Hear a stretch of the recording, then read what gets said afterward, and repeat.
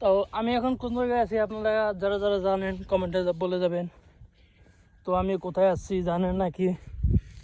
আমি আসছি বিদেশে। আমি এখন দুবাইয়ের বিদেশে আসছি, বিদেশে। এটা একটা মরুভূমির মাঝখানে। তো এটার নাম হচ্ছে বিদেশে মরুভূমি, বিদেশে। তো এখানে আসছিলাম খেজুর বাগানের ভিডিও করার জন্য। আচ্ছা, গাছের কোনো খেজুর নাই। এখন যাইতেছি গা, এই দেখেন এদিক দিয়ে যাব। এই জায়গাটার নাম বিদেশে, দুবাই যাব, দুবাই বিদেশে।